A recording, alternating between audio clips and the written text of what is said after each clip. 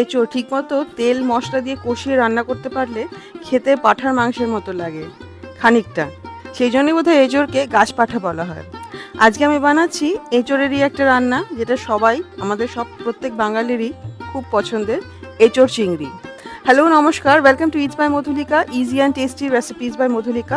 আমার রান্নাঘরে আপনাদের সকলকে স্বাগত। পয়লা বৈশাখের জন্য স্পেশাল রান্না সিরিজে প্রথম রান্না এঁচোড় চিংড়ি। আমি বলেছিলাম কিছু সাবেকি রান্না বানাবো, এঁচোড় চিংড়ি তার মধ্যেই একটি। বাজারে এখন এঁচোড় এইভাবে কেটে বিক্রি হয়, খালি নিয়ে বুকের দিকটা ফেলে দিতে হবে। আমি নিয়ে নিচ্ছি 650 গ্রাম এঁচোড়, হাফ টিস্পুন হলুদ আর জল দিয়ে এঁচোড়টা ভাপিয়ে নিতে হবে একদম কম ফ্লেমে 15 মিনিটের জন্যে। জলটা এমনভাবে দিতে হবে যাতে এঁচোড়টা পুরো ঢেকে যায়। চিংড়ি লাগবে, আমার কাছে ছোট চিংড়ি আজকে ছিল না, আমি বড় চিংড়ি 150 গ্রাম নিয়ে নিয়েছি। বড় চিংড়িটাকেই আমি এইভাবে কেটে নিচ্ছি টুকরো টুকরো করে। আমি যে এঁচোড়টা নিয়েছি সেটা একদম কচি এঁচোড়, সেই জন্য পুরোটা এইভাবেই নিয়ে নিয়েছি। যদি এঁচোড়টা অনেক বড় হতো তাহলে বীজের উপরের একটা খোসা থাকে, বীজটা বার করে সেই খোসাটা কিন্তু ফেলে দিতে হতো। 1/4 চা চামচ নুন আর 1/4 চা চামচ হলুদ দিয়ে চিংড়ি মাছটা ভালো করে মাখিয়ে রাখতে হবে। একটা মাঝারি সাইজের টমেটো এইভাবে টুকরো করে কেটে নিতে হবে। 3টে মাঝারি সাইজের পেঁয়াজ বড় বড় করে টুকরো করে কেটে নিতে হবে। পুরোটাই পেস্ট হবে, সুতরাং বড় বড় করে কাটলে অসুবিধা নেই। আদা 1 টিস্পুন মতো আদা নিয়েছি, এইভাবে কেটে নেব। 14 থেকে 15টা রসুনের কোয়া লাগছে। একটা বড় সিদ্ধ করা আলু, সিদ্ধ করা আলুটা দিলে রান্নার স্বাদটা অনেকটা ভালো হয় বলে আমার মনে হয়। আলুটা 8 টুকরো করে কেটে নিচ্ছি, বড় বড় টুকরো। 3টে লঙ্কা নিয়ে নিয়েছি, শুকনো লঙ্কা, মাঝখানটা এইভাবে চিড়ে বীজগুলো বার করে নিতে হবে। বীজগুলো বার করে টুকরো করে কেটে গরম জলে ভিজিয়ে রাখতে হবে খানিকক্ষণ। মিক্সি জারের মধ্যে প্রথমে নিয়ে নিলাম শুকনো লঙ্কা, তারপরে আদা, টমেটো, পেঁয়াজ আর রসুন। কাঁচা লঙ্কা 3টে দিয়েছি আমি, 3টে থেকে 4টে দিতে পারেন আপনারা। দিয়ে ভালো করে মিক্সিতে পেস্ট করে নিতে হবে।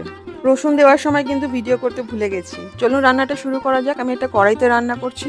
প্রথমে নিয়ে নিয়েছি 3 টেবিল চামচ সর্ষের তেল। সিদ্ধ করে রাখা এঁচোড়টা জল ঝরিয়ে ভেজে নেব 7 থেকে 10 মিনিট। এটাতে খুব সুন্দর একটা স্বাদ আসে। অনেকেই ভাজেন না, কিন্তু ভেজে রান্না করে দেখবেন রান্নাটা কিন্তু টেস্টটা কিন্তু অনেক ভালো আসে। একটু লাল লাল হবে, ঠিক এইরকম খানিকটা লাল লাল হবে, একদম কড়া করে ভাজার দরকার নেই। ভাজা হয়ে গেলে এঁচোড়টা তুলে নিলাম। এঁচোড় রান্নায় কিন্তু তেলটা একটু বেশি লাগে। এবারে দিয়ে দেবো 3/4 কাপ সর্ষের তেল। আবার প্রথমেই ম্যারিনেট করা চিংড়ি মাছটা হালকা করে ভেজে নেব 2 মিনিটের মতো। বেশি ভাজবেন না, তাহলে চিংড়ি মাছটা কিন্তু শক্ত হয়ে যাবে। উল্টে পাল্টে 2 মিনিট ভেজে নিয়ে মাছটাকে তুলে নেব। হাই ফ্লেমে ভাজবেন, জাস্ট রংটা পাল্টাবে, তুলে নিতে হবে। এবার এই তেলের মধ্যে কিন্তু চিংড়ি মাছে খুব সুন্দর একটা গন্ধ এসে গেছে। এটাতে রান্না করলে কিন্তু টেস্টটা খুব ভালো আসবে। প্রথমে দিয়ে দিলাম তেজপাতা 2 থেকে 3টে, শুকনো লঙ্কা 2 থেকে 3টে।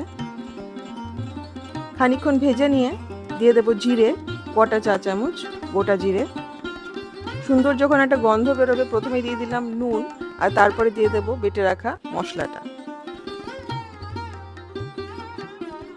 আদা, রসুন, পেঁয়াজ, টমেটো, লঙ্কা গুঁড়ো। হলুদ গুঁড়ো দিয়ে দেবো 1 চা চামচ, শুকনো লঙ্কার গুঁড়ো দিয়ে দেবো 1 চা চামচ, আর জিরে গুঁড়ো দিয়ে দেবো 1.5 চা চামচ, ধনে গুঁড়ো 1 চা চামচ দিয়ে খুব ভালো করে মিশিয়ে কষাতে হবে। শুকনো লঙ্কা কিন্তু আমি এখানে দুবারে দিলাম। প্রথমবার আমি যে শুকনো লঙ্কাটা দিয়েছি সেটা কিন্তু কাশ্মীরি লঙ্কা ছিল, গোটা লঙ্কাটা। আর এইটা বাড়িতে বানানো শুকনো লঙ্কা, এর মধ্যে হাফ কাশ্মীরি লঙ্কা আর হাফ এমনি শুকনো লঙ্কা।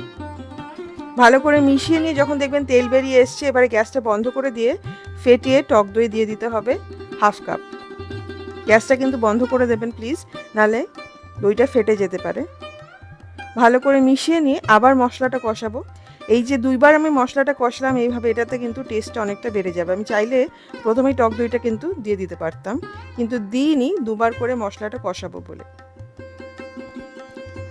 মাঝে 5 মিনিট বাদে একবার খুলে ভালো করে মিশিয়ে নিয়ে দিয়ে দেবো গরম মশলা দিয়ে এইবারে রান্না করব যতক্ষণ না মশলার কষে তেল বেরিয়ে আসে। জল শুকিয়ে তেল বেরিয়ে এসছে, তার মানে মশলাটা খুব ভালো করে কষানো হয়ে গেছে। এইবারে আমরা দিয়ে দেব সিদ্ধ করে ভেজে রাখা এঁচোড়। আলু, আপনারা চাইলে আলুটা কিন্তু ভেজে নিতে পারেন, আমি যদিও এখানে ভাজিনি। আর দিয়ে দেব ভেজে রাখা চিংড়ি মাছ। চিংড়ি মাছের যে তেলটা আছে আমি কাচিয়ে দিয়ে দিচ্ছি, পুরোটাই স্বাদ, পুরোটাই টেস্ট। দিয়ে দেবো টমেটো কেচাপ 1.5 টেবিল চামচ। দিয়ে এবারে খুব ভালো করে মিশিয়ে নিতে হবে, কষাতে হবে এইভাবেই 4 থেকে 5 মিনিট একদম লো ফ্লেমে। দিয়ে দেবো গোলমরিচ গুঁড়ো, আপনারা জানেন আমি গোলমরিচ ভীষণ ভালোবাসি, আর এই রান্নাটায় কিন্তু গোলমরিচ আমি দিয়েই থাকি, টেস্টটা কিন্তু অনেকটাই বেড়ে যায়। ভালো করে মিশিয়ে নিয়ে আবার 2 মিনিট মতো কষাবো। এটা কিন্তু আমি একদম লো ফ্লেমে কষাচ্ছি, নাহলে কিন্তু পুড়ে যেতে পারে। দিয়ে দেবো গরম জল, ফুটন্ত গরম জল 2 কাপ। গরম জলটা দেওয়াটা কিন্তু আবশ্যক, নাহলে কিন্তু টেস্টটা ডিফারেন্ট হবে। এবারে ঢাকা দিয়ে 10 থেকে 15 মিনিট রান্না করতে হবে, যতক্ষণ না এঁচোড়টা পুরো সিদ্ধ হয়ে যায়। 10 থেকে 15 মিনিট বাদে দেখতে পাচ্ছেন উপরে তেল ভেসে উঠেছে। আমরা দিয়েছিলাম কিন্তু অনেকটাই তেল, কিন্তু তা সত্ত্বেও তেলটা কিন্তু বেশি লাগছে না। এঁচোড় দেখুন একদম সিদ্ধ হয়ে গেছে। এইবারে দিয়ে দেবো চিনি 1 চা চামচ আর ঘি 1 চা চামচ। চিনিটা কিন্তু আগে দেওয়া যাবে না, তাহলে কিন্তু এঁচোড় সিদ্ধ হতে সময় লাগবে। গরম মশলা আবার দিয়ে দিলাম 1 চা চামচ। কাঁচা পাকা লঙ্কা 5টা থেকে 6টা দিয়ে খুব ভালো করে মিশিয়ে নিতে হবে। তৈরি হয়ে গেল এঁচোড় চিংড়ি, একদম রেডি টু সার্ভ। সার্ভ করার আগে প্লিজ 10 থেকে 15 মিনিট স্ট্যান্ডিং টাইম কিন্তু অবশ্যই দেবেন। এটা খেতে কিন্তু দুর্দান্ত হয়, খেতে অনেকটা মাংসর মতো লাগে। আপনারা এইভাবে, ঠিক এইভাবে অবশ্যই বানাবেন এবং আমাকে কমেন্ট করে জানাবেন যে আপনাদের কেমন লাগলো। রেসিপিটা যদি ভালো লাগে প্লিজ লাইক করবেন, শেয়ার করবেন।